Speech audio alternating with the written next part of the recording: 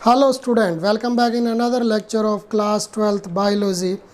We study about human reproduction and almost we complete the chapter human reproduction. Male reproductive system, spermatogenesis, spermiogenesis, female reproductive system, oogenesis, okay, and fertilization, parturition and lactation. And last part of this chapter we discussed today.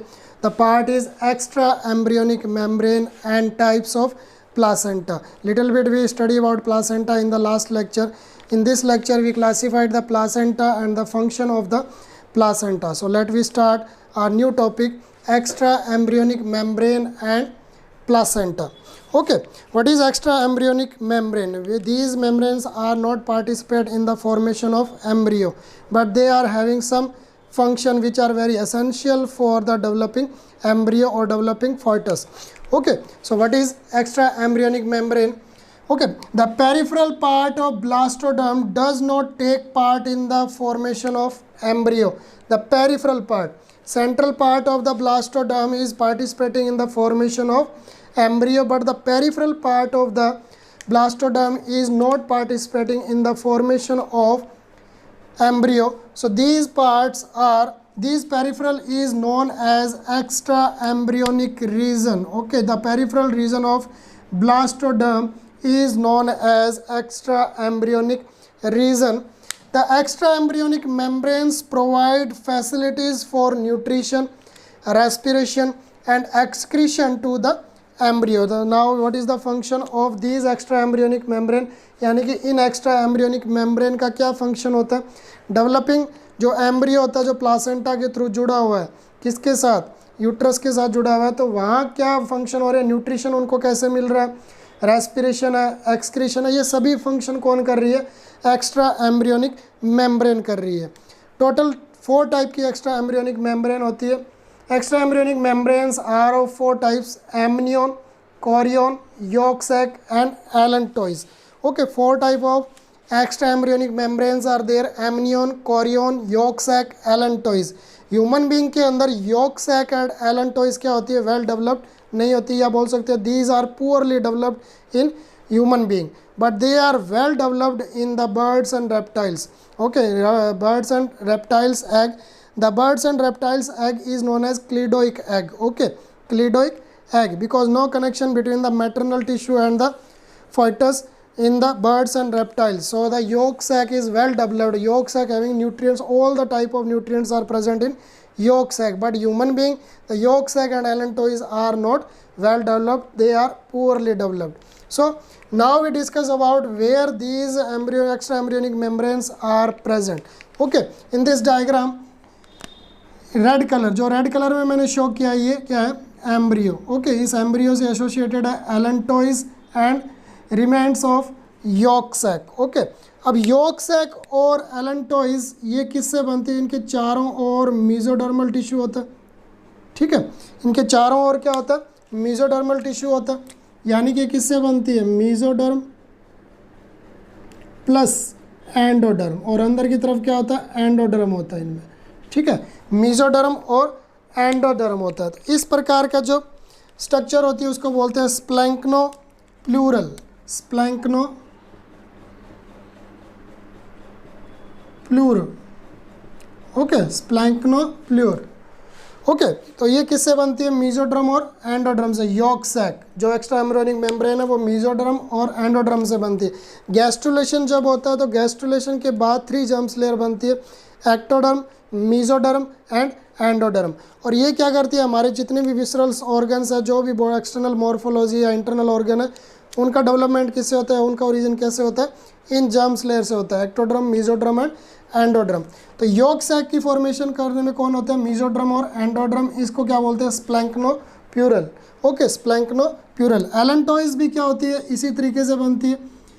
Outer जो surface है उसके ऊपर तो होता है mesoderm. ठीक है, inner side में क्या होता है? एंडोडर्म. तो ये भी क्या होती है? स्प्लैंक्नो प्यूरल होती है. ठीक है, अब यॉक सैक का काम क्या होता है? ये न्यूट्रिशन क्यों क्या करती है? स्टोर करती है. डेवलपिंग फॉइटस के लिए ये न्यूट्रिशन प्रोवाइड करती है.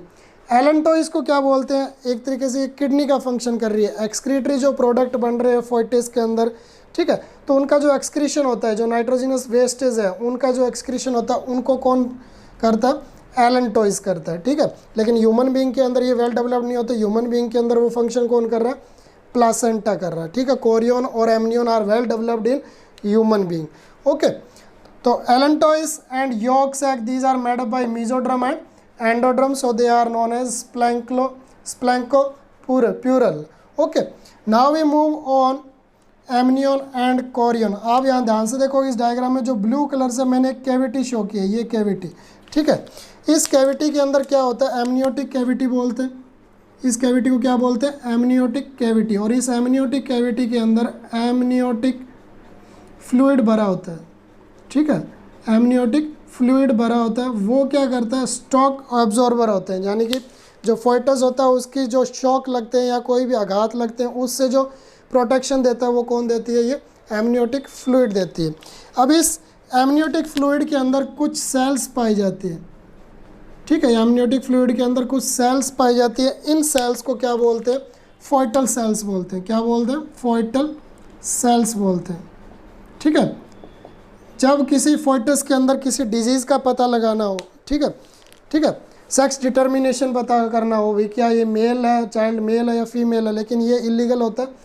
ज़्यादातर एक टेक्निक का यूज़ करते हैं, इनको निकाला जाता है, एक little amount of this fluid, okay, इसको लिया जाता है, फिर उनको सेल को कल्चर किया जाता है, फिर डिजीज़ का एनालिसिस किया जाता है, जिसको बोलते हैं एमनियोसेंटेंसिस। एमनियोसेंटेंसिस एक टेक्निक होती है जिसमें एमनियोटिक फ्लूइड को शरीर से इससे लिया जाता है, इंजेक्शन से या किसी टेक्निक से इसको लेकर बाहर इनको कल्चर किया जाता है, और जो भी डिजीज़ ऐसे लगता है भी कोई डिजीज़ ना हो तो उन डिजीज़ का एनालिसिस किया जाता है एमनियोटिक फ्लूइड के थ्रू, क्योंकि एमनियोटिक फ्लूइड के अंदर सेल्स होती है फोइटल सेल, ठीक है। अब इसके चारों ओर एमनियोटिक कैविटी पाई जाए, एमनियोटिक कैविटी के चारों ओर एक लेयर पाई जाती है जो किससे बनी हुई है, जो आउटर साइड के अंदर जो ग्रीन डॉट्स मैंने दिखाई है ये तो होती है मीजोडर्म, आउटर मीजोडर्म और इनर एक्टोडर्म। यहाँ थोड़ा नाम चेंज हो गया, आउटर मीजोडर्म और इनर एक्टोडर्म, ठीक है। अब इसके अंदर कोरियन में यही चीज़ होती है, कोरियन में इनर मीजोडर्म और आउटर एक्टोडर्म होती है, आउटर एक्टोडर्म और इनर मीजोडर्म होती है, ठीक है। तो इन प्रकार दोनों जो टाइप के कोरियन और एमनियोटिक जो एक्स्ट्रा एम्ब्रियोनिक मेम्ब्रेन है इनको सोमेटिक प्लूरल बोलते हैं, somatic pleural, pleuro, okay, somatic pleuro. यानी कोरियन और एमनियन को क्या बोलते हैं, सोमेटिक प्लूरो, और yolk sac एंड एलेंटोइस को क्या बोलते हैं, splanchnopleure, splanchnopleure and somatic pleuro. Amniotic layer किससे बनी हुई है, outer mesoderm and inner ectoderm, और जो कोरियन है वो किससे बनी हुई है, outer ectoderm and inner mesoderm, ठीक है। अब ये कोरियन जो होता है ये किसके साथ एसोसिएट होता है, जो यूट्रस की एंडोडर्मिस एंडोथीशियम होती है उससे होता है, यूट्रस की जो इनर वॉल होती है, तो यहाँ पे ये क्या करती है, विलाई बनाती है, इस टाइप से, इस टाइप की विलाई स्ट्रक्चर पाई जाती है किसके अंदर, कोरियन के अंदर, ठीक है। ये एसोसिएट होती है जो किसकी फॉर्मेशन करती है आगे, प्लासेंटा की। ट्रोफोब्लास्ट से बनती है कोरियन, ट्रोफोब्लास्ट सेल्स जो अपने पीछे स्टडी कर चुके हैं, ट्रोफोब्लास्ट पेनिट्रेट करके कहाँ जाती है, यूट्रस वॉल के अंदर फिक्स्ड हो जाती है, और किसकी फॉर्मेशन होती है, प्लासेंटा की। अम्बिलिकल कॉर्ड और प्लासेंटा, ठीक है, ये जुड़े होते हैं आपस के अंदर, umbilical cord and placenta, okay. There are 4 type, amnion, chorion, yolk sac and allantois. अब एमनियन का क्या फंक्शन होता है, अभी मैंने बताया, ये शॉक एब्जॉर्बर होती है, यानी कि किसी प्रकार की चोट ना लगे किसको, डेवलपिंग एम्ब्रियो को, उसके लिए क्या करती है, ये प्रोटेक्ट करती है। अब कोरियन क्या कर रही है, ट्रोफोब्लास्ट है, आउटर सेल है, ये क्या करती है, प्लासेंटा की फॉर्मेशन के अंदर हेल्प करती है। On the presence and absence of amnion, on the presence and absence of amnion, 2 groups of vertebrates are categorized। यानी कि एमनियोटिक लेयर पाई जाती है, एक्स्ट्रा एमनियोटिक मेम्ब्रेन पाई जाती है जिसमें, या नहीं पाई जाती है। इस बेस के ऊपर एनिमल्स को 2 ग्रुप में बांटा, amniotic and anamniotic, amniotic and anamniotic. Amniotic means जिनके अंदर एमनियन एक्स्ट्रा एम्ब्रियोनिक मेम्ब्रेन पाई जाती है, extra embryonic membrane, amnion is present in the animal, for example reptiles, Reptilia, Aves, mammals, इन सभी को किस में बांटा जाता है, एमनियोटिक। और जिनके अंदर नहीं पाई जाती एक्स्ट्रा एम्ब्रियोनिक मेम्ब्रेन उनको बोलते हैं anamniotic, Pisces and Amphibia, जो मछलियाँ होती है या मेंढक होते हैं उनके अंदर ये लेयर नहीं पाई जाती, एमनियन लेयर नहीं पाई जाती, इसलिए इनको बोलते हैं एन एमनियोटिक। और amniotic reptiles, Aves and mammals. So this is all about extra embryonic membrane. Now we move on placenta. Okay, जब हमने फर्टिलाइजेशन किया था, फर्टिलाइजेशन प्रोसेस को समझा था, इम्प्लांटेशन को समझा था, इम्प्लांटेशन के अंदर हमने स्टडी की थी प्लासेंटा की, तो कुछ फंक्शन अपने प्लासेंटा के वहाँ डिस्कस कर लिए थे। भी प्लासेंटा उस टाइम क्या करता, किस hormone, progesterone, oestrogen, HCG, HPL hormone का सिक्रीशन करता है और क्या क्या उनके फंक्शन होते हैं।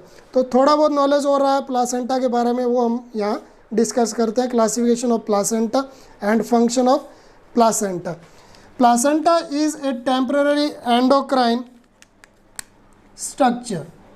टेम्पररी एंडोक्राइन स्ट्रक्चर, इसको एंडोक्राइन स्ट्रक्चर क्यों बोलते हैं, क्योंकि ये हार्मोन का सिक्रीशन करता है, एंडोक्राइन फंक्शन भी करता है ये, ठीक है। जैसे ह्यूमन कोरियोनिक गोनेडोट्रोपिन हार्मोन, ठीक है, और कौन सा hormone, progesterone hormone, oestrogen hormone, human prolactin hormone, ये सभी हार्मोन कौन सिक्रीट कर रहा है, प्लासेंटा कर रहा है ड्यूरिंग प्रेगनेंसी। प्रेगनेंसी हो जाती है, इम्प्लांटेशन हो जाता है, इम्प्लांटेशन होने के बाद प्लासेंटा बनता है, प्लासेंटा फिर क्या फंक्शन करता है, ये हार्मोन का सिक्रीशन करता है, which partially derive from maternal and embryonic tissue. ठीक है, किससे ड्राइव्ड होता है ये, मैटरनल एंड एम्ब्रियोनिक टिश्यू से ड्राइव्ड होता है। Placenta is found in all viviparous. Viviparous means जो एक बच्चे को जन्म देते हैं, ठीक है, उनको क्या बोलते हैं, विविपेरस बोलते हैं। जो पहले एग देते हैं, एग से बाद में बच्चा बनता है तो उसको क्या बोलते हैं, ओविपेरस, ठीक है, egg laying animals.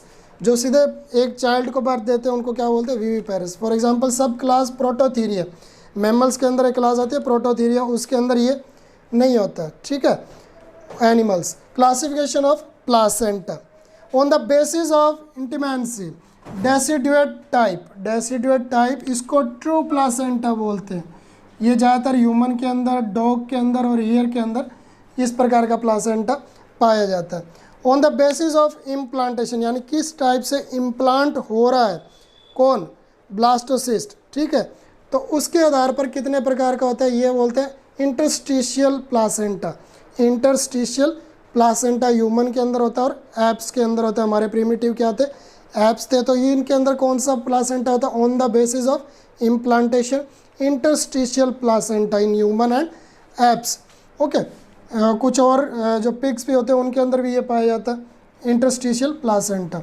Next is on the basis of distribution of villi, distribution of these villi, chorionic villi, discoid placenta. Okay, discoid placenta is derived from on the basis of distribution of villi, यानी कि इनकी कितना distribution है उसके base पे बोलते हैं discoid placenta. जो ह्यूमन प्लासेंटा होता है वो मोनोडिस्कॉइड प्लासेंटा होता है, यानी कि एक लेयर बनती है विलाई की, इसलिए इसको बोलते हैं मोनोडिस्कॉइड प्लासेंटा ह्यूमन के अंदर।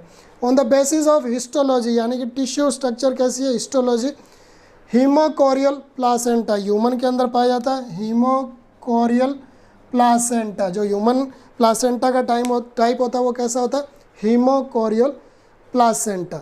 Okay, now we move on function of placenta. Placenta क्या क्या काम करता है, जब डेवलपिंग एम्ब्रियो होता है, ठीक है, फोइटस होता है, तो उस टाइम कौन कौन से फंक्शन है जो प्लासेंटा करता है। First is exchange of important material between foetal and maternal blood, ठीक है, exchange of important material between foetal and maternal blood, आपस में इंटरकनेक्शन होता है मैटरनल टिश्यूज़ और फोइटस टिश्यू के अंदर, ठीक है। डिफ्यूज़न मेथड होता है और पिनोसाइटोसिस होता है। डिफ्यूज़न मेथड के थ्रू क्या करते हैं, ऑक्सीजन और कार्बन डाइऑक्साइड का क्या होता है, ट्रांसफॉर्मेशन होता है, और पिनोसाइटोसिस के थ्रू कार्बोहाइड्रेट, प्रोटीन और फैट्स, इनका ट्रांसफॉर्मेशन किसके थ्रू होता है, पिनोसाइटोसिस। एक्टिव ट्रांसपोर्ट मेथड पाया जाता है, यानी एनर्जी यूटिलाइज होती है। The nutritional substances are supplied to embryo from the mother through placenta, यानी कि मदर के थ्रू किसके अंदर जाता है, फोइटस, किसके थ्रू जाता है, प्लासेंटा के through. The nitrogenous and metabolic waste from foetus are released into the blood of mother by diffusion through placenta। भी मैंने यहाँ बात की थी एलेंटोइस की, लेकिन एलेंटोइस क्या होती है, वेल डेवलप्ड नहीं होती ह्यूमन केस के अंदर, तो वहाँ प्लासेंटा वो फंक्शन कर रहा है नाइट्रोजनस वेस्ट को, और जो भी वेस्ट प्रोडक्ट बन रहे हैं, हमारी मेटाबॉलिक वेस्ट प्रोडक्ट बन रहे हैं फोइटस के, उनको प्लासेंटा के थ्रू किसके अंदर डिफ्यूज़ किया जा रहा है, जो मैटरनल ब्लड है या जो मदर का ब्लड है उसके अंदर ट्रांसफ़र किया जा रहा है, वहाँ से वो क्या होता है, एक्सक्रीटरी प्रोडक्ट के रूप में बॉडी से बाहर निकल जाता है। The antibodies of measles, chicken pox, polio etcetera present in blood of mother reach to embryo through placenta. ठीक है, ये जो डिजीज़ है मीजल्स, चिकन पॉक्स, पोलियो, ठीक है, ये ब्लड के थ्रू क्या कहते हैं, इंजेक्ट कराते हैं, ब्लड के थ्रू किसके अंदर पहुंच रहा है, ये फॉइटस के अंदर पहुंच रहा है। ठीक है, placenta itself secrete some hormones, these hormone we study in last lecture, progesterone, oestrogen, HCG, HCS, etc. and lactogen. Okay, these hormones are secreted by placenta. We discussed all the function of these hormone in the placenta in last lecture. So student, this chapter is completed. Next video we study about the MCQs of this chapter and 1 marks, 2 marks question which are occur in the CBSE examination. Thank you students.